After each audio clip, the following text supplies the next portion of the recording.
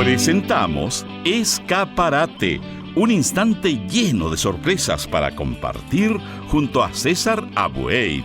Escaparate, un espacio diferente, con interesantes invitados, música, política y cultura. Entretenidas pinceladas de lo que ocurre en la vida diaria. Escaparate, escaparate.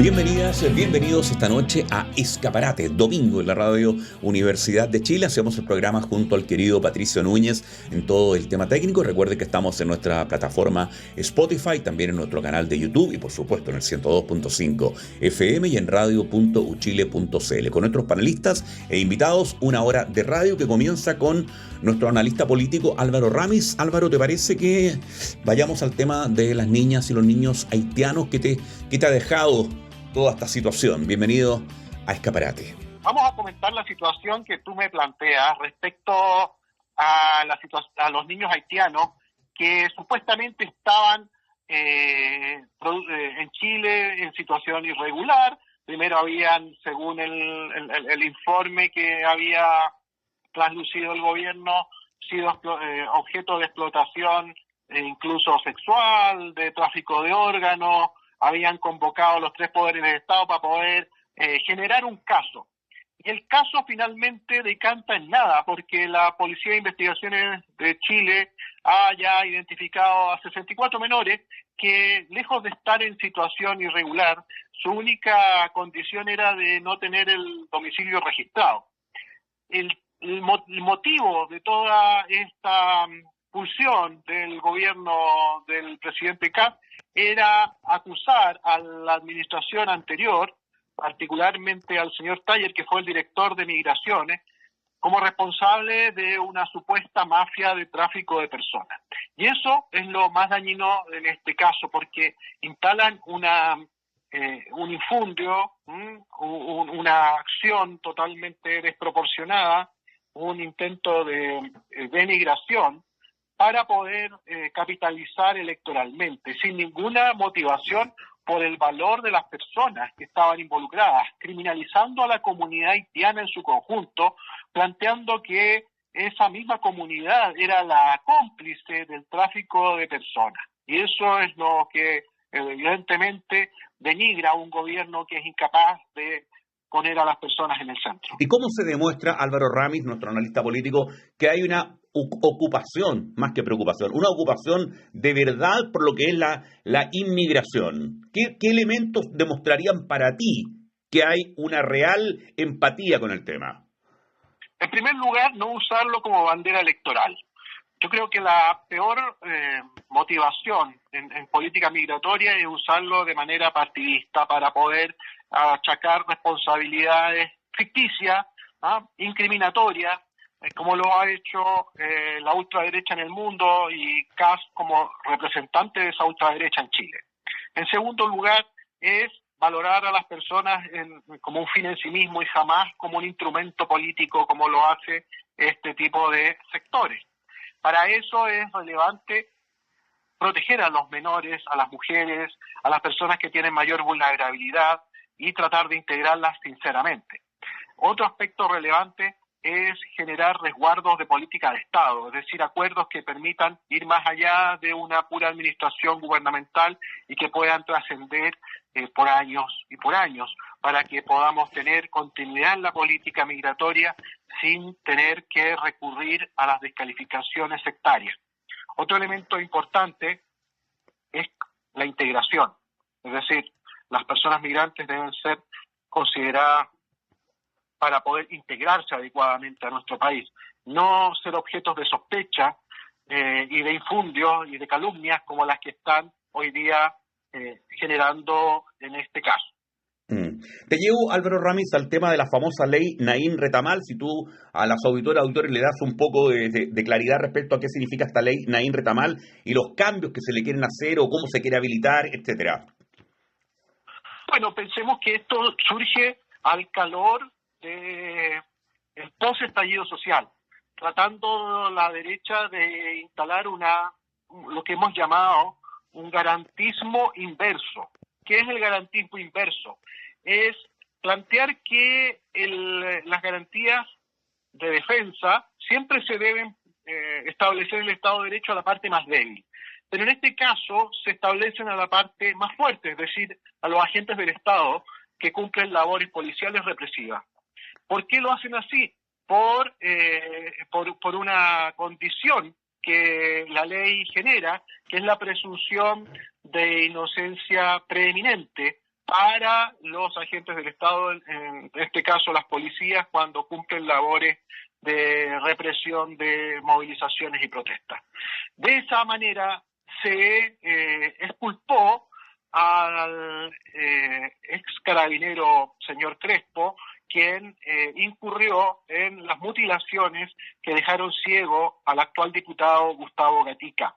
Creo que ese caso ilustra efectivamente el poder nefasto de la ley Naín Retamal, que genera condiciones de protección preeminente para los agentes del Estado y deja en la indefensión y en la impunidad los crímenes contra las personas. Pero Naín Retamal son dos carabineros, ¿no es cierto?, asesinados. Exactamente, ese es el nombre que usan como excusa para generar un marco legal que desequilibra la igualdad ante la ley, generando condiciones preeminentes de protección para los uniformados y de indefensión y de condición de asimetría para los manifestantes o para la ciudadanía que está en una condición mucho más indefensa respecto a las policías. Sí, pero mucha gente, Álvaro Ramis, lo que piensa, es la sensación que yo tengo, que cuando tú le pones como barreras con esto de la ley Naín Retamal a las policías, a los que tienen el monopolio de la fuerza, es como que quieres que traten con un pétalo de rosa delincuentes. Es que no se le puede disparar, no se le puede detener, no se le puede botar, no se le puede tocar. Eso entiendo yo. Bueno, es todo lo contrario, es gatillo fácil. Es que el carabinero pueda disparar, mutilar, incluso en algún contexto asesinar derechamente a una persona que se manifiesta y quede impune. Es todo lo contrario. Si el garantismo implicaría que el carabinero está totalmente indispuesto para poder hacer uso del arma de servicio, eso ya está consagrado en el ordenamiento jurídico actual. Lo que ahora ocurre es que eso rebasa las condiciones que la propia ley establece, porque el uso del arma de fuego también está regulado. No se puede tolerar que aquí venga una especie de sheriff, como en el salvaje oeste, disparando contra todo aquel que se oponga a su acción con la total arbitrariedad, porque el uso que la sociedad le da al carabinero sobre su arma es un mandato regulado y legal. No está para la arbitrariedad ni para el uso discrecional del oficial ni del carabinero bajo las condiciones que él estime pertinentes, sino bajo lo que la ley le permite hacer y lo que no le permite hacer. Si no, obviamente, la peor amenaza al Estado de Derecho serían las mismas fuerzas policiales. Y para tener fuerzas policiales reguladas, que estén al servicio de la gente, es necesario que su legitimidad esté resguardada.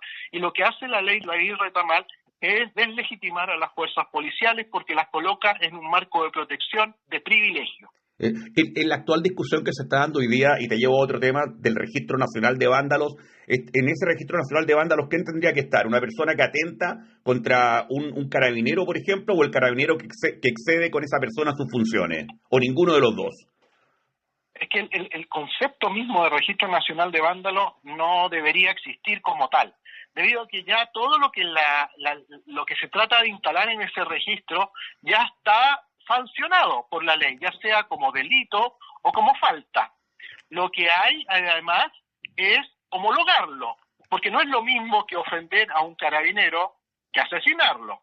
Eso es una cosa, es una falta, y lo otro es un delito. Y además porque la mayor parte de lo que aquí se ha instalado en este registro de vándalos son principalmente incivilidades. ¿Y cuáles son las incivilidades? Las que cometen la gente de menos recursos. Por ejemplo, en la lista se quiere instalar a las personas que viven en un ruco o que viven en la calle. Esas personas no viven en la calle por gusto, viven porque tienen una condición de exclusión social que las lleva a vivir finalmente en la calle, en la condición de la mayor miseria. y obviamente lo que hay que hacer son políticas de integración para que puedan reinsertarse en la sociedad, no quitarle acceso a los subsidios. Porque lo único que va a hacer ese registro nacional de vándalos, entre comillas, es criminalizar la pobreza. Porque usted piensa, al señor que iba a 260 kilómetros por hora por Avenida Kennedy, ¿lo van a poner en el registro nacional de vándalos? ¿O qué derecho, qué derecho social va a perder esa persona? Claro, y además ni siquiera le quitaron el carnet de manejar, lo dejaron correr a 260 kilómetros por hora, después lo paran y le entregan el carnet de manejar para que se vaya en auto a su casa. Ni siquiera se dejó por parte de la jueza derecho a consignar su nombre. Entonces, ya es la asimetría total respecto a los ricos, en este caso a un multimillonario vinculado a la empresa Entel, y la gente que tiene la condición de la más absoluta miseria, que va a ser excluida de todos los beneficios sociales o de algún tipo de derecho social o de prestación social por parte del Estado, y lo único que queda para ellos, después de haber sido excluidos de todo, es que prácticamente los internen en un campo de concentración. Yo creo que lo que falta ahora es que propongan campos de internamiento para la gente que está en la miseria, para poderla sacar de la sociedad. Y no me extrañaría que el día de mañana el Partido Republicano proponga ese tipo de medidas, porque está en su ADN, en su concepción antropológica del odio, la porofobia, lo que se llama el odio hacia los pobres. Álvaro Ramis es nuestro analista político. Álvaro, ¿está entrando el libre mercado a Cuba? Bueno, tenemos poca información de evidencia todavía, son decisiones muy preliminares, pero obviamente que hay elementos que muestran que es necesario que Cuba pueda modernizar su economía, que está en una situación francamente terrible, producto fundamentalmente del agravamiento de las condiciones del bloqueo, que con el fin del aprovisionamiento de petróleo por parte de Venezuela se ha agravado y ahora ha llevado a que incluso su industria turística haya colapsado. Entonces es necesario poder plantearse la idea de medidas que permitan en el fondo la sobrevivencia y la viabilidad económica de la isla. Y dentro de lo que tú has escuchado, ¿te parece lógico el camino que podría tomar Cuba? O sea, me parece tardío, pero me parece adecuado. Yo creo que estas medidas son de sentido común hoy día porque países como China, incluso hasta Corea del Norte lo tienen incorporado y no Cuba, digamos. El problema de Cuba es más bien geográfico, que está a pocos minutos en avión de Miami, y eso siempre les ha llevado a ser muy prudentes en elementos, por ejemplo, como la venta de inmuebles o de propiedades o de terrenos a extranjeros. Lo que hace que un mercado verdaderamente viable en términos de inversión extranjera lo hace difícil, porque ellos siempre han tenido que los agresores al proceso cubano, que están tan cerca en Miami, entren por una vía, por una ventana comercial. Yo creo que hoy día las condiciones de aislamiento y de precariedad económica exigen correr ciertos riesgos y deberían avanzar en esa línea. ¿Qué te pareció lo de Colombia, siguiendo el panorama internacional? Mira, me parece que es necesario esperar hasta el momento, al día de hoy, no sé cuándo este programa pueda emitirse, si vamos a tener finalmente el conteo, no el preconteo.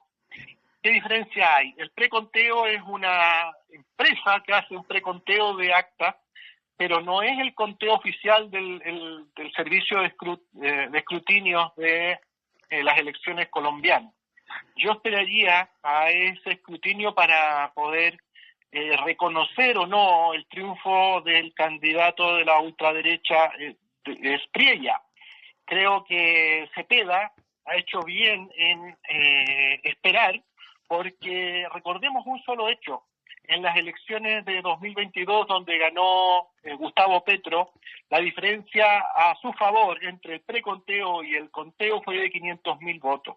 Por lo tanto, podría haber un cambio si es que la tendencia del preconteo no fue bien ejecutada. Pero, de todas maneras, creo que es preocupante el volumen de votación de la ultraderecha. A eso iba. Sin embargo, hay que tener en consideración la intervención profunda que ha hecho Estados Unidos en las elecciones en el último periodo, que maneja cifras de inversión publicitaria, principalmente en redes sociales y en otros sistemas parecidos, prácticamente a destajo, a infinitos recursos para poder sostener ese tipo de candidaturas. Y si no asumimos esa realidad y tomamos en serio la política comunicacional en contra de la ultraderecha, creo que vamos a estar sometidos por mucho tiempo a estos regímenes aberrantes. Pero independiente de todo, me imagino que a propósito de un artículo muy interesante que tú escribiste como hace un mes en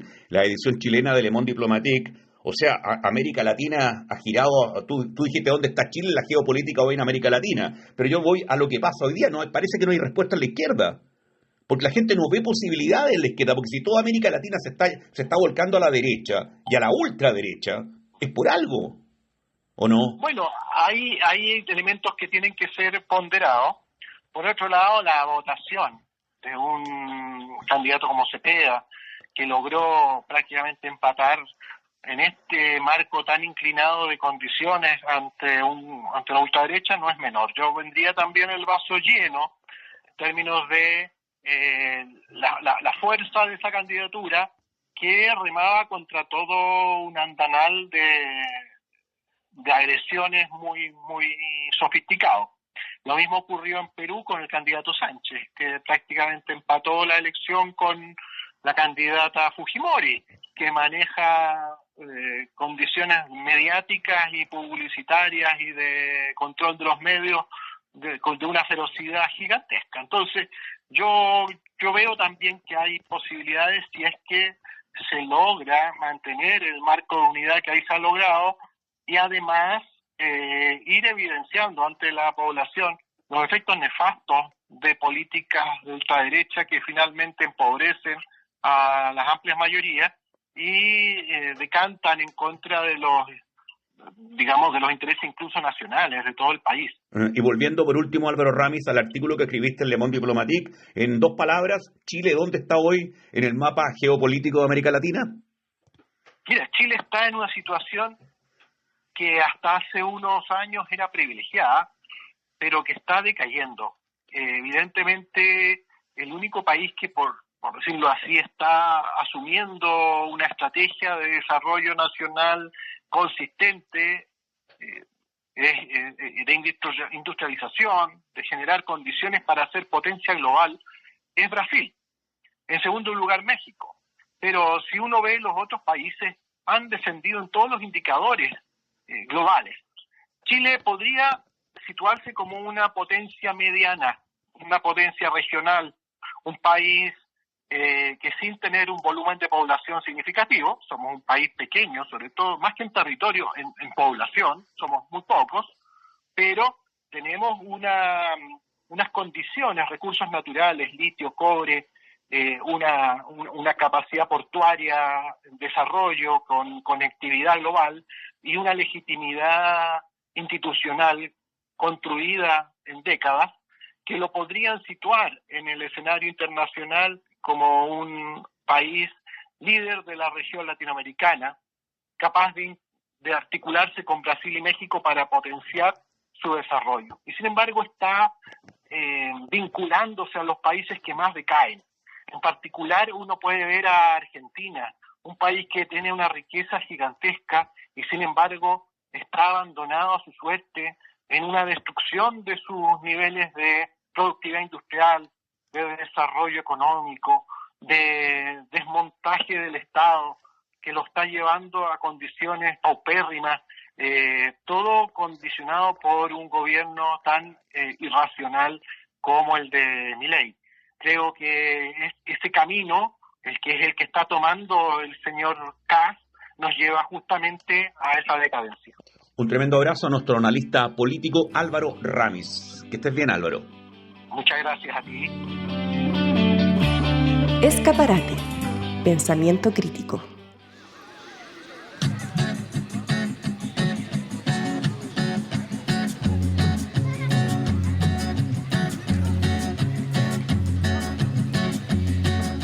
Solo voy con mi pena, sola va mi condena. Correré mi destino para burlar la ley, perdido en el corazón de la grande Babilón. Me dicen el clandestino por no llevar papel. Pa' una ciudad del norte yo me fui a trabajar. Mi vida la dejé entre Ceuta y Gibraltar. Soy una raya en el mar, fantasma en la ciudad. Mi vida va prohibida, dice la autoridad. Solo voy con mi pena, sola va mi condena. Correré mi destino por no llevar papel, perdido en el corazón de la grande Babilón. Me dicen el clandestino, yo soy el quebra ley. Mano negra clandestina, peruano clandestino, africano clandestino, marihuana ilegal.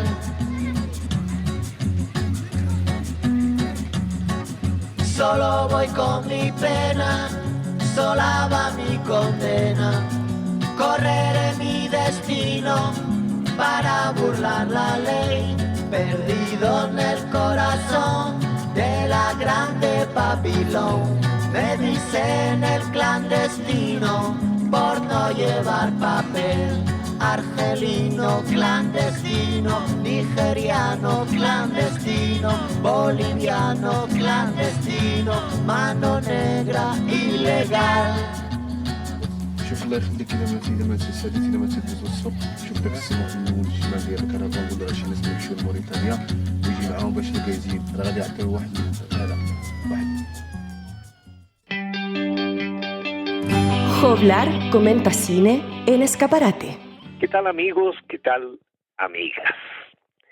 Sí, ya estamos en invierno y también hay estrenos invernales que sirven especialmente para que la familia disfrute y disfruten los niños. Me voy a referir a Toy Story 5. A ver, esta película de juguetes que uno podría decir, bueno, pero ¿cómo? ¿Una quinta parte? Es decir, ya con la tercera parecía que se había cerrado un ciclo, y probablemente así fue. Pero esta es una película familiar que yo creo que vale la pena recordar y que vale la pena ver. Es decir, se nos plantea desde la primera, Toy Story significa naturalmente historia de juguetes. Hay que recordar que los juguetes tienen vida propia y se quedan inmovilizados nada más que cuando sus propietarios se acercan a ellos. Nadie sabe entonces que viven una vida paralela y que es una vida bastante triste porque cuando los niños crecen se olvidan de sus juguetes.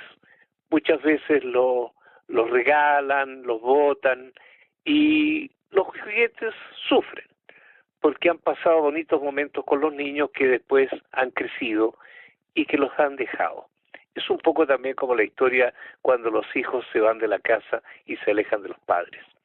Pero aquí ocurre otro fenómeno, y es muy bueno que la película lo plantee. Llega un nuevo regalo, que es un tipo de juego de plaqueta, ¿no?, que tiene la forma de una rana, y que con ello los niños juegan. Y la protagonista de la película es una niñita que no tiene amigos. ¿Por qué? Porque todos están preocupados en jugar con sus tablets y no en socializar con el resto. Y los mismos juguetes se dan cuenta de esto, porque no solamente los han dejado a ellos por un problema de edad, ahora los están dejando los mismos niños porque prefieren tener el tablet. Y bueno, de alguna forma tendrán que ingeniárselas para ayudar a esta niñita que necesita compañía para neutralizar a la ranita del tablet y para seguir siendo válidos. Es decir, es una película que tiene varios significados bastante directos para nuestras vidas. Me invitaron a ver la película los distribuidores, pero yo preferí ir al cine para ver la reacción y fue muy hermoso. Los que me quieran leer, naturalmente, pueden ver www.candileja.cl. Pero es muy bonito ver a parejas jóvenes que llevan a sus niños, o incluso parejas jóvenes que todavía no tienen niños, que evidentemente vieron la primera Toy Story hace ya tantos años, cuando eran niños, y que ahora vuelven como adultos jóvenes. Muy hermoso realmente, una película que creo que tiene mucho sentido, no tiene violencia y es lo mejor para este periodo. Toy Story 5. Será hasta la próxima. Escaparate. Pensamiento crítico. El periodista Sergio Jara nos presenta su último libro de la editorial Planeta, Los Luxich, 3 generaciones de una de las familias más poderosas de Chile. Yo me pregunto, estimado Sergio Jara, bienvenido esta noche de Escaparate, digo, el libro se podría haber llamado Los Luxich, 3 generaciones de una de las familias dueñas de Chile en vez de una de las familias más poderosas. Bienvenido, buenas noches. Un saludo, Escaparate. Acá Sergio Jara, autor de Los Luxich. Mira, yo no sé, César, si es que ellos son los dueños de Chile. Sí sé que son dueños de una parte importante, ¿no?, de Chile. Y esto relacionado con las empresas que tienen. Ellos tienen empresas en diversos sectores del quehacer nacional. Te voy a dar algunos ejemplos. En el tema de consumo masivo, por ejemplo, es decir, de lo que consume la gente en su día a día, tienen empresas como Luchetti, como la CCU, bebidas, cervezas, ¿no? Entonces, cuando uno toma una decisión vinculada al hambre o a la sed, se encuentra con los Luxich. Los Luxich ganan plata. Cuando uno toma una decisión, por ejemplo, de ver televisión, respecto de informarse o entretenerse, puede poner Canal 13. Nuevamente, los Luxich ganan plata, ¿no? Después, cuando uno quiere tomar un crédito, invertir en un fondo mutuo o algún tipo de actividad financiera, puede ir al Banco de Chile, uno de los más grandes. Los Luxich ganan plata nuevamente, ¿no? La AFP invierte en parte de nuestras cotizaciones previsionales, donde lo hacen, por ejemplo, en bancos como el Banco de Chile también. Después hay otras industrias relacionadas a la minería, como Perambre, Antofagasta Mineras o PLC, que está vinculada a ello. Ahí, por ejemplo, el precio del dólar se mueve en función de las importaciones y exportaciones que haga esa gran empresa. Tiene otras empresas como Vapores, ¿se acuerdan de los barcos, no? También está vinculada a los Luxich. Bueno, hoy día es parte de una empresa mucho mayor a nivel internacional, tras la fusión con Hapag-Lloyd. Pero a lo que me refiero con esto es que estas son las empresas más visibles. Hay un montón de otras compañías en las que ellos tienen presencia en temas de turismo, en temas de también afuera, digamos, ¿no? En Croacia, particularmente con los hoteles de lujo, en fin. Y el libro, Sergio, indaga en la pregunta que muchos de repente se deben hacer: ¿para qué tanta plata? ¿Para qué meterme en tanto negocio si ya tengo para que viva mi generación, la otra y la otra también? ¿Para qué tema más filosófico, si se quiere, hay ahí para seguir? Bueno, lo que pasa es que nosotros tenemos, yo te diría, una mentalidad de satisfacer nuestras necesidades, ¿cierto? Cuando uno trabaja, cuando uno genera algún tipo de emprendimiento o negocio, lo que busca es satisfacer sus necesidades inmediatas y con eso poder vivir y proveer a la familia, el hombre, la mujer, digamos, se dedican a eso, ¿no? Están nuestros hijos y qué sé yo. Yo te diría que estas personas son distintas al ciudadano promedio. Ellos construyen empresas y hay una caracterización que tiene que ver con la acumulación de poder en torno a estas empresas. Ellos, por lo mismo, inciden de manera fuerte y preponderante en varios ámbitos de la vida político, social y cultural de los chilenos y chilenas. Lo hacen a través de sus empresas, pero también lo hacen a través de el lobby, o lo hacen a través de reuniones con políticos, con parlamentarios, con presidentes, con dictadores, que no necesariamente quedan registradas y están a la vista de todas las personas, ¿no? Y este libro se propone precisamente, en parte, uno de sus objetivos es mostrar aquello, sacar a la luz eso que el poder oculta y mostrarle a la gente, de alguna manera, cuál es la real incidencia de esta familia en la sociedad chilena, cómo ha impactado esa incidencia y por qué muchas cosas que han hecho lo han hecho de manera oculta, ¿no? Reservada, digamos, por qué no lo han transparentado hacia la sociedad para que nos hagamos una opinión correcta y completa de lo que son ellos, ¿no? ¿Qué no perdona, Sergio Jara, autor de Los Luxich, del editorial Planeta, conversando en Escaparate de Radio Universidad de Chile, ¿qué cosa evidente o de las más conocidas no han transparentado que después ha salido a la luz pública? Bueno, yo me refiero a varios casos que ellos han enfrentado judiciales. Por ejemplo, César, hace 20 años, o un poquito más, sucedió el caso Luchetti. En Chile se ventiló este caso, pero no se ventiló completamente ni de forma transparente, ¿no? Se ventiló lo que algunos medios de comunicación lograron rasguñar. Yo accedí a la carpeta investigativa de la Fiscalía de Perú completa, y ahí doy cuenta de reuniones bien complejas que tuvo Andrónico Luksic-Craig con Vladimiro Montesino, el jefe de inteligencia en ese entonces del Fujimorismo, a propósito de que Keiko Fujimori hoy día está nuevamente ahí en la palestra, estaba a punto de ser presidenta, ¿no? En esas reuniones hay complot en contra del alcalde de Lima, del señor Andrade, de un empresario chileno en un país vecino con un jefe de inteligencia. Yo no me imagino a empresarios peruanos viniendo acá y juntarse con el jefe de la ANI para complotar contra Mario Desbordes, por ejemplo. No. Entonces, cuando la gente hace una evaluación de quién es Andrónico Luksic y lo ve tan simpático en Twitter, lo ve tan simpático en redes sociales, también tiene que acceder a este otro tipo de información completa y veraz, que no fue lo que pasó, digamos, hace 20, 25 años en Chile, ¿no? Está el caso Cabal como ejemplo también. Después, si nos vamos con su padre, trato de hacer un retrato más o menos completo. Yo accedí a las memorias íntimas de él, un libro de memorias que él tiene, que le dejó a su hijo, digamos, cuando falleció, y que no es público. Y ahí él cuenta su verdadera relación con Salvador Allende, lo cual es muy interesante porque esto era prácticamente un mito empresarial, político, ¿no? Se hablaba de que eran cercanos, pero no había nada escrito sobre eso. Y acá por primera vez mostró evidencia, en primera persona, ¿no? De lo que era esa relación social que tenían, relación también política y económica. Luksic prácticamente era un asesor de Allende, digamos, un amigo de Allende, y mira lo que han transitado su hijo ahora, ¿no? Son muy cercanos a José Antonio Kast, es decir, han dado la vuelta, es como una serpiente que se masca la cola, ¿no? A ver, se me ocurre preguntarte, Sergio, si los Luksic fueran un país, uno podría decir que perfectamente sería en China, que a China le da lo mismo la tendencia política o lo que sea, o un territorio si le trae beneficio económico. Son gobernistas, como yo logré establecer, digamos, a propósito de la revisión que hago desde más de un siglo de los distintos andrónicos. Son 4 andrónicos, en total son como los Targaryen, yo digo, de la Casa del Dragón, de Game of Thrones, ¿no? De estas series tan populares. Son una dinastía completa de 4 andrónicos que se han sabido acomodar y han sabido serpentear los laberintos del poder de alguna manera y mantenerse ahí en lo más alto, en dictadura, en gobiernos populares como el de Salvador Allende, en gobiernos ya cuando se recupera la democracia y la concertación, y después los avatares que ha tenido Boric y el mismo Kast, ¿no? Han sabido serpentear todo eso, se han mantenido ahí de alguna manera colaborando con esos gobiernos, y da lo mismo un poco si son marxistas-leninistas o republicanos de extrema derecha como los de ahora. Y en términos económicos, mira, fíjate que ellos tienen una fortuna evaluada en 25.000 millones de dólares según Forbes y en 55.000 millones según Bloomberg. Ahí cambia la fórmula de cálculo. El presupuesto de Chile al año es de 80, 90 mil millones de dólares. Por lo tanto, si uno se toma Bloomberg, es como el 2 tercios del presupuesto del país. Por lo tanto, son un país mediano chico, digamos. O sea, es lo que yo te decía, de una u otra forma son los dueños de Chile, de una u otra forma. Tiene una dimensión parecida a la de Chile al año, digamos, ¿no? Porque Chile tiene un PIB de 300 mil millones de dólares, el presupuesto, el que te digo yo, que es de 80, 90 mil millones de dólares, y claro, si uno pescara toda la plata de los Luksic, de acuerdo al ranking de Forbes, podría financiar el Estado y todo su gasto público y todo lo que reparte a educación, a salud y todo el tema, por lo menos en 2 tercios.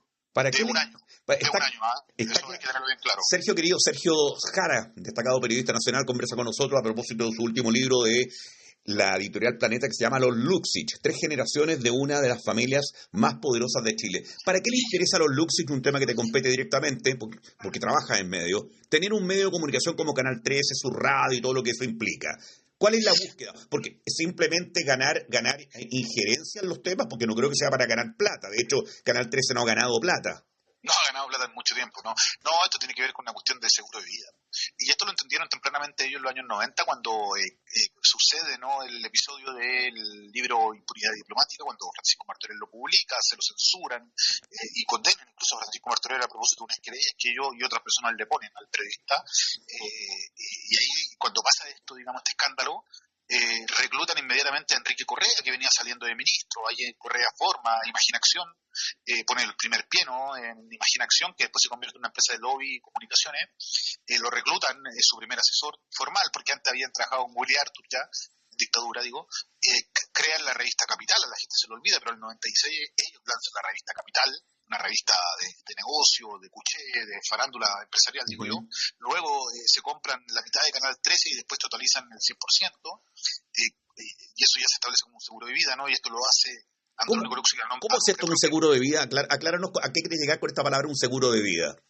Claro, porque cuando cuando a ti te atacan ya y tienes escándalos como el que yo te citaba, o el caso Luchetti, o el caso Cabal, evidentemente contar con un medio de comunicación te va a ayudar a, de alguna manera, a frenar, limpiar o establecer ciertas líneas comunicativas que vayan de alguna manera llenando el espacio comunicacional con lo que a ti te interesa mostrar, y no someterse, por ejemplo, a una evaluación periodística independiente, que es lo que yo quería hacer con el libro, ¿no? Yo les pedí entrevistas, les pedí indagar, le mandé como, no sé, un cuestionario y una pregunta y no tuve respuesta de nada. Por lo tanto, el interés de ellos no es transparentar y someterse a una investigación rigurosa, independiente, que los muestre y los retrate de cómo son, sino que más bien le interesa a ellos contar el relato de lo que son. Y por eso abren también redes sociales y abren YouTube. Tuviste esa sentida autoentrevista que se hace de Andrónico Luxi cuando dice que es una persona como cualquier otra, pero poderosa, agarrándose el corazón, ¿no? Eso es un relato dramático de un empresario ya en sus últimos años de carrera y enfrentado a un escándalo como el caso Cabal, y como Alto Maipo, que estaba en ese tiempo también en la palestra. No es algo que uno pueda evaluar en términos profesionales como periodista, ¿no? Sino que más bien es lo que ellos nos quieren contar. Y si la gente se quiere tragar eso, digamos, porque no hay más oferta en términos comunicativos, es lamentable. No es que la gente se lo quiera tragar, ¿no? Es lo que hay también. Entonces, este libro viene a tratar de romper eso un poco, de romper esa monotonía de discurso que ellos han ofrecido a la gente. Porque fíjate que con sus anuncios, además, tienen tantas empresas que ponen anuncios en todos lados, también de alguna manera morigeran el debate público. Y van quedando medios pequeños, independientes, que son los únicos que logran tener de alguna manera, o mostrar de alguna manera lo que realmente son. Pero los medios pequeños e independientes, como todos sabemos, tienen pocos periodistas. Pero te hago la pregunta entonces de forma bien directa. Entonces, Sergio, tú eres un tipo, tú eres un periodista bastante destacado. Yo te conocía fundamentalmente a ti por Ciper Chile, muchas cosas que has publicado en Ciper Chile. Pero hoy día tengo entendido, yo no veo mayormente la tele. Tú trabajas en Chilevisión. Significa que, por ejemplo, en Chilevisión, con este discurso que tú tienes, con esta forma de hacer periodismo, tú no podrías plantear, trabajas creo en el Matinal y trabajas en el departamento de investigación de Chilevisión, ¿tú no podrías plantear este tema en Chilevisión a propósito de los medios? Mira, primero, aclarar, yo no trabajo en Ciper, yo he colaborado con los amigos. Por eso, bueno, para mí... He trabajado en un montón de otros medios, desde el Mercurio incluso hasta el Desconcierto. Pero fíjate que para mí tú eres Ciper. Tú eres fundamentalmente la Ciper. Claro, sí, soy muy amigo de ellos y he colaborado en algunas cosas con ellos, pero en realidad yo no he trabajado ahí. Sí he estado en un montón, en todos los demás, todos los demás medios, en Interferencia, incluso también ayudé a fundar el diario. Soy profesor de la Universidad de Chile también hace 8 o 10 años ya. Trabajo hoy día en el matinal de Contigo en la Mañana de hace unos 4 o 5 años. Estoy también en las noticias desde hace poco tiempo en televisión y tengo agendada una entrevista acá en el canal pronto para poder difundir también en el medio de comunicación. No hay un tema de censura ni mucho menos con esto. Porque yo creo que de alguna manera también mi carrera ha respondido por sí sola, ¿no? Yo investigué mucho a Sebastián Piñera, Julio Ponce Lerú, hoy día me concentro... Pero esos temas no están en la televisión, salen en la televisión, pues Sergio, tú lo sabes mejor que... O sea, uno no puede hablar profundamente, tú sacaste un libro de Piñera, sacaste un libro de Ponce Lerú y tengo entendido que estás cerrando una trilogía de poder y política precisamente con esta publicación de Planeta que es Los Luxich. Pero estos temas no se pueden hablar en televisión abiertamente, como lo hemos estado hablando nosotros en Escaparate esta noche. Pero fíjate, es difícil, pero cuando uno logra construir una carrera cerrada, que me ha pasado a mí, digamos, ¿no? Yo llevo ya 20 años ejerciendo el periodismo, en la que, por ejemplo, he logrado fundamentar todo lo que digo, y esto me ha costado un mundo, César, no ha sido fácil, se me han abierto espacios, a mí particularmente. No estoy diciendo que esto pase a todos, ni que esto sea lo común, no lo que suceda todos los días, todo lo contrario. Estoy de acuerdo contigo con la evaluación de que es difícil de hablar de estos temas de los poderosos en la televisión. Y solo se da y se abre una ventana cuando hay un periodista que ha logrado... Que te gana el espacio, Claro, mira, y de la pobreza se habla todos los días sin ningún problema, y de cómo se entra a un pasaje y se rompe... Claro, pero están hablando del show de la pobreza, pues no van al fondo de la pobreza, pues Sergio. No, a eso voy, a eso voy, que se hace un show, que se llega con una fiscalización, y de eso se habla todos los días. Exacto. Pero de lo otro cuesta mucho más, ¿por qué? Porque hay intereses siempre. Pero qué bueno que lo podamos... Sergio, a propósito, ¿qué cruza, qué es transversal a poderosos con la política como Piñera, que tienes tu libro, y Ponce Lerú respecto a los Luxich? O te alargo un poco la pregunta. ¿Qué los cruza y qué los diferencia? Mira, lo evidente y lo que está a la vista es la acumulación de riqueza, ¿no? Eso ya todos lo saben y no soy yo quien está destapándolo. Yo creo que lo que ellos suman, digamos, a diferencia de otros empresarios, es que tienen un interés particular particular y muy evidente en la política. Piñera ejerciendo el poder a través de ser senador, presidente 2 veces. Ponce Lerú a través del financiamiento ilegal de la política, la captura del espectro político de manera ilegal, por supuesto, desde la izquierda hasta la derecha. Y los Luksic, un poco lo mismo, ¿no? A propósito de la captura de la política, pero de otra manera, primero financiando la concertación de manera fuerte, en la época de los 90, cuando no había ley electoral, por lo tanto uno no podría decir que era ilegal o legal, porque no había un vacío, ¿no? Generando enclaves de poder, por ejemplo, en Hornitos, donde iban empresarios, donde iban políticos a vacacionar con ellos, llevándolos a los fondos para pasearlos por sus fondos y mostrarles las riquezas que ellos tienen, los caballos árabes y otras cosas, ¿no? Vinculándose con el ejército de manera importante, financiando carreras de militares en Georgetown, ejerciendo sus propias carreras militares como oficiales de reserva, vinculándose con la Iglesia Católica también, por supuesto, organizando cenas en el Vaticano, es decir, se vinculan con el poder político y social y cultural chileno que va mucho más allá de lo que uno desearía. Ellos son empresarios, no tienen por qué estar de alguna manera agasajando a estos poderes, y lo hacen porque tienen un interés particular en ellos, ¿no? Y eso no hay que ser ciego, y eso hay que verlo, porque después cuando uno toma decisiones de, por ejemplo, de ir a votar, tiene que tener a la vista esta información, César. No es bueno que la gente vote a ciegas, la gente tiene que saber que la familia de Max Luksic ha hecho todo esto, ¿no? Si no, Max Luksic queda como el osito regalón de todo el mundo y saca 50% de votos porque es simpático nomás.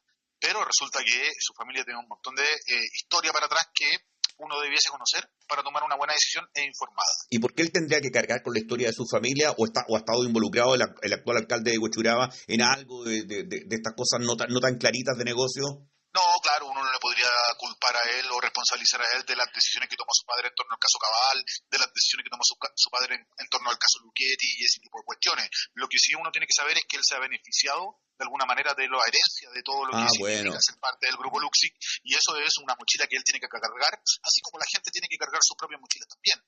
Tanto en lo positivo como en lo negativo. Claro, porque en el fondo, si él quiere escalar en su carrera política, tiene que dar cuenta de los conflictos de interés que significa eso. Hoy en día dirige un gobierno local que no le implica mayor conflicto de interés, debe tener algunos pero menores, ¿no? Uh-huh. Si él quiere ser parlamentario, ministro o incluso presidente, tiene que saber que esa mochila que le ha significado tanto beneficio en lo personal, ¿no? La riqueza que acumula, la influencia que tiene también, y sacar casi 50% de los votos debido a su apellido, no digamos que él tenía una larga carrera política tampoco, también implica otros costos, y esos costos hay que asumirlos en algún momento, y yo creo que cuando él dé el paso a una liga superior van a aparecer. Eso es lo que busca, porque es raro, en realidad, con tanto billete uno dirá, esta boca debe tener una... ¿Cómo explicas tú el caso? Te escuchaba el otro día hablando en un podcast respecto al caso de Max Luksic como alcalde de Huechuraba. ¿Qué lo lleva a querer postular a ser alcalde de una comuna? ¿Qué lo llevará, digo yo?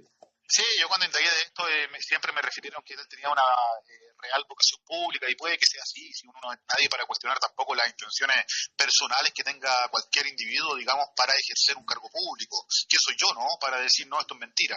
Si él... Claro, porque él perfectamente podría estar en uno de sus hoteles de lujo en Croacia a eso voy. Whisky, digamos, en un yate, ¿no? Y lo podría estar haciendo. Sin embargo, está ahí en Huechuraba haciendo lo que él cree que es correcto, y eso es legítimo. Eso es legítimo y eso está bien también. A mí me agrada que los poderosos, los empresarios también se involucren, ¿no? En la discusión de política pública, social, digamos, pero que lo hagan de manera, no estoy diciendo que Max no lo haga de esa forma, sino que lo hagan de manera transparente, que lo hagan de manera pública, que se expongan a lo que se exponen todos los demás y que lo hagan de manera, digamos, limpia. Recuerda que él está con ventaja respecto del resto. Él tiene... esta fortuna, digamos, este apellido que lo ponen en cierta ventaja respecto al resto, pero también le ponen cierta responsabilidad. Hasta ahora yo creo que él ha desempeñado un papel correcto, digamos, no tengo nada que criticarle, digamos, ¿no? Lo que sí creo que él tiene que tener a la vista es que si quiere dar un paso más allá, hay ciertos conflictos de interés que va a tener que enfrentar, y es una mochila buenísima, ¿no? La de su apellido y la de su fortuna, pero también es una mochila pesada, y ahí vamos a ver cómo responde ante esos desafíos, César. Cuando a la gente la aprietan es cuando se ve realmente su carácter, ¿no? Sergio Jara conversa con nosotros, periodista, autor del libro de la editorial Planeta, Los Luksic, 3 generaciones de una de las familias más poderosas de Chile. Una pregunta bien concreta. Cuando el hijo de la presidenta Michelle Bachelet va y tiene este préstamo, este crédito tan fácil con el Banco Chile, de acuerdo al seguimiento que hiciste tú, después uno podría decir que sí, en el gobierno de la presidenta, no, que no me acuerdo si el préstamo se lo entregaron cuando la presidenta Bachelet estaba ejerciendo el cargo, ¿estaba ahí o no? Sí. Ya, entonces la pregunta es, Sí. el préstamo...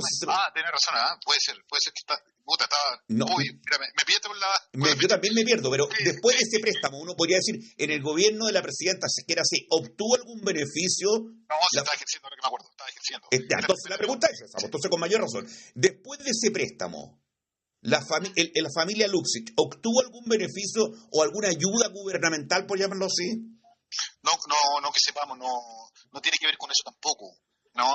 Porque el escándalo estalló tempranamente, por lo tanto difícil era que obtuviera algún beneficio. El fiscal que investigó el caso sí obtuvo un beneficio, lo nombraron notario después, pero nosotros, que fue el fiscal Toledo, ¿no? Que era el fiscal de Rancagua regional que estaba a cargo de la investigación, yo recuerdo, porque yo estaba en Radio Biobío y yo me entero de que es nombrado notario. Notario, tú sabes que es un cargo vitalicio y todo el cuento. Yo publico el decreto, me lo filtran, lo publico y se cae el nombramiento. ¿Por qué? Porque era escandaloso.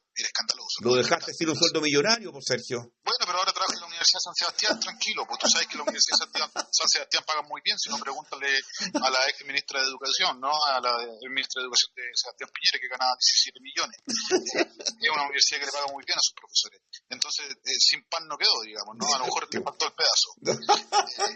Claro. Sergio, este libro en definitiva, ¿qué le va a mostrar a la gente de la familia Luksic? Mira, este es un libro que tiene una vocación histórica igual, no se trata solo de las sombras de los Luksic, acá también hay luces de ellos y hartas, te diría.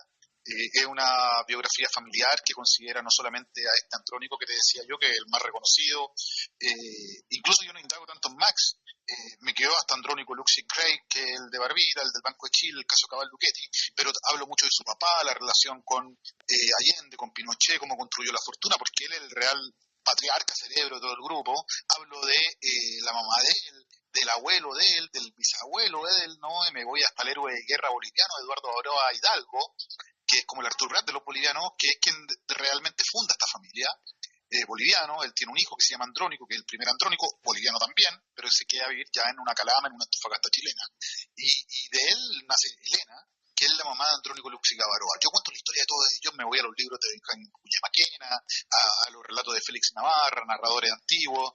Entonces mezclo todo, es un libro que mezcla historia, coyuntura, vuelve, va, y racontos temporales, qué sé yo, un libro bien interesante desde el punto de vista evocativo, pero también desde el punto de vista de entender la historia reciente del país, de cómo se explican ciertos procesos políticos, culturales chilenos que van de la mano de esta familia, y de cómo se explica también la construcción de una fortuna de esta dimensión, y cómo eso ha incidido en la vida, en el quehacer de la vida social de los chilenos, digamos. De eso se trata el libro.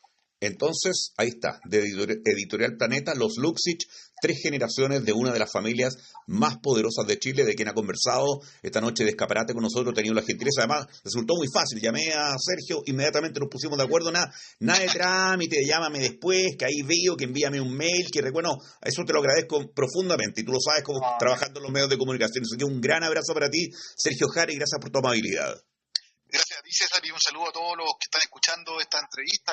Yo soy profesor de la U también y creo que la universidad, su radio, hacen un gran aporte a la comunidad y que se mantenga así. Así que siempre vamos a estar con las puertas abiertas para cualquier otra solicitud que se haga con el tiempo, amigo. La psicóloga Leticia García está en Escaparate. Querida panelista de Escaparate, psicóloga Leticia García, ¿qué te parece esto que se está promoviendo de eliminar el lenguaje inclusivo en las reparticiones públicas? ¿Cómo lo encuentras? Hola, querido César. Un abrazo muy cariñoso para ti y para las auditoras y auditores. La verdad es que estas medidas que se están tomando con la estridencia habitual a que nos están acostumbrando, a uno le provoca emociones, ¿no es cierto? Desde la rabia inicial a gracia, en realidad. ¿Y por qué, por lo menos a mí me causa gracia?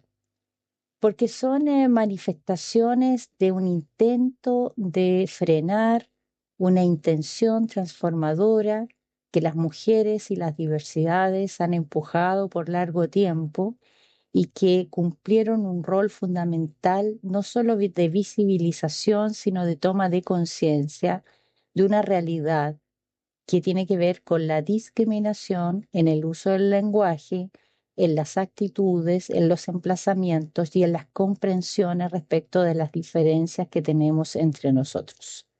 Y no me refiero a diferencias ideológicas, me refiero a diferencias en cómo nos sentimos y en la identidad con las cuales nos identificamos. Eso que ya se visibilizó, que ya se instaló, que se trató de institucionalizar por la vía del uso del lenguaje inclusivo en la cuestión pública, es un tema que ya es parte de nuestra cotidianidad y no la van a transformar por un proyecto de acuerdo que además sabemos que legalmente no tiene ninguna importancia ni ninguna significación. Eso por una parte. Me produce gracia estos intentos desesperados por frenar el avance de la historia humana. El otro tema que también me causa gracia es esta creencia absurda de que el lenguaje, que el idioma, es una cosa muerta. El idioma, el lenguaje, está vivo. Hoy día, en la RAE, en el diccionario de la Real Academia de la Lengua, está instalada la palabra huevón, que es tan habitual en el lenguaje chileno, porque se van instalando nuevas palabras, nuevas formas de hablar, nuevas formas de interpretar y de usar el lenguaje. Y eso está vivo. Nadie puede matar una lengua. La lengua es parte de la transformación de la acción humana, de las relaciones humanas y de la forma en que los seres humanos nos comunicamos unos con otros. Si dicen que en realidad tenemos que volver al tema original, bueno, tal vez ya no tendríamos que usar las Y, por ejemplo, que no se usaban cuando llegaron los españoles a Chile. Tendríamos que usar el vos, que usaban ciertas partes de España al momento de llegar acá. Por lo tanto, dependiendo de la parte de España de la que llegaban los conquistadores a Chile, a Latinoamérica, era como se hablaba. No existe eso de una lengua que está muerta y que no tiene la vitalidad y no refleje la transformación en la forma de expresión y relación que tenemos los seres humanos. Es más, hay un montón de palabras en inglés que están castellanizadas y eso es totalmente normal. Podrían entonces poner en tela de juicio todas las formas lingüísticas que no corresponden a lo que define la RAE, pero la RAE también está viva y también se va transformando.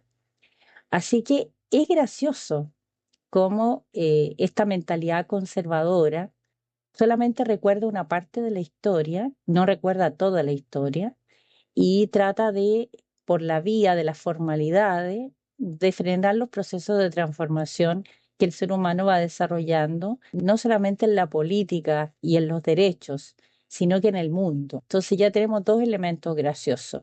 Tratar de frenar el avance civilizatorio que empieza a reconocer la diversidad de género y la diversidad sexual en general, y tratar de frenar el avance en el lenguaje.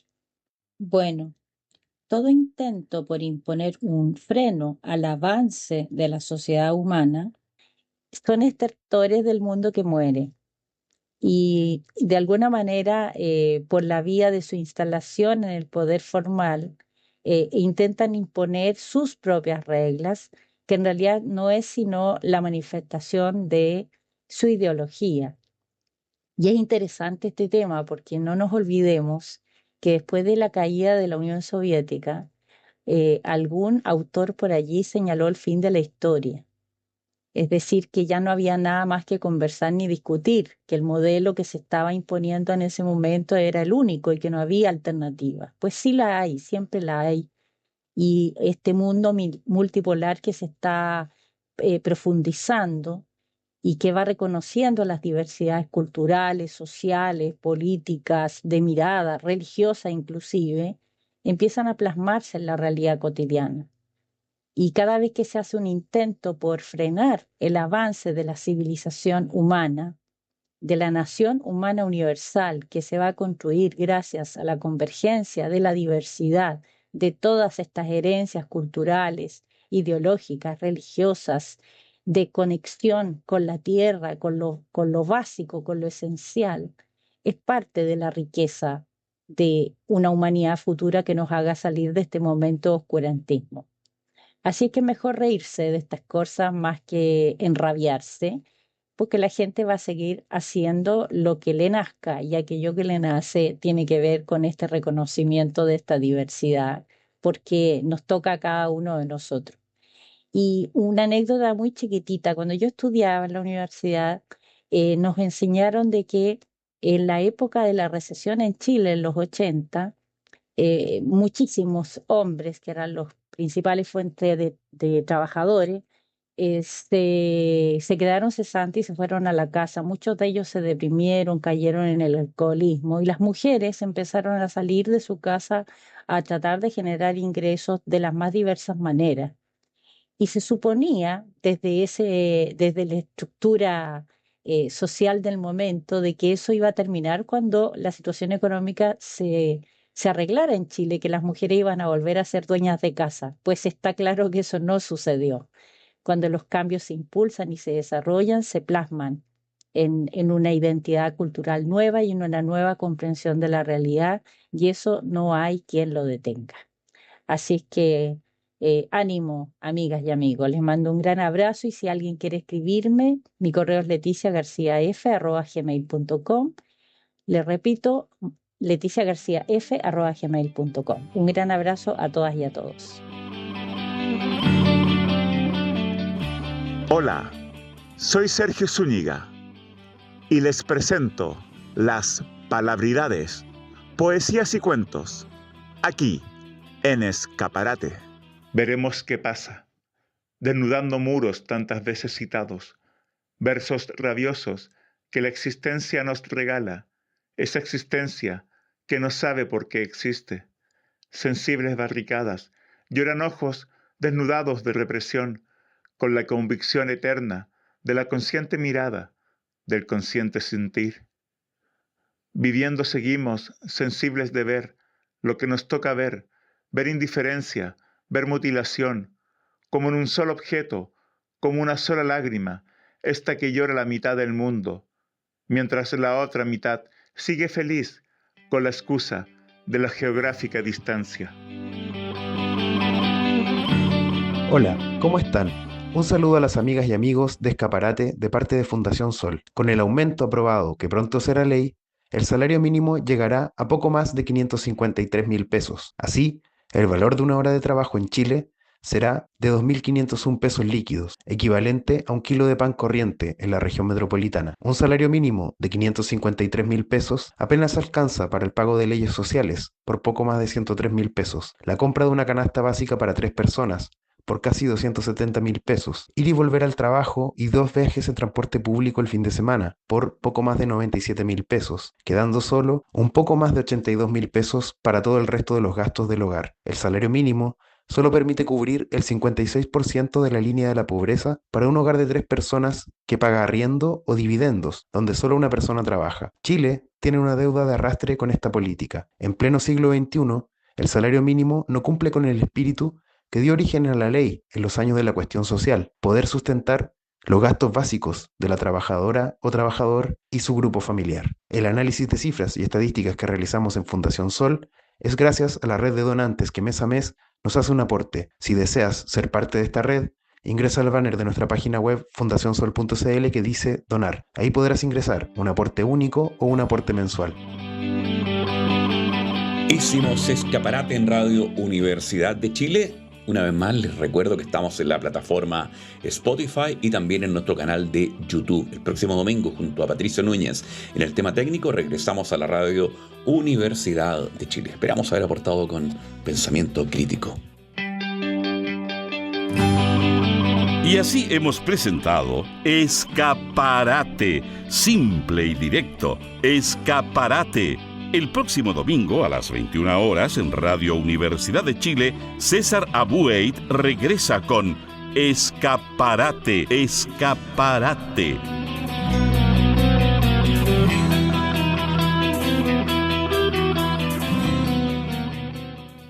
Las opiniones vertidas en este programa son de exclusiva responsabilidad de quienes las emiten y no representan necesariamente las orientaciones editoriales de Radio Universidad de Chile.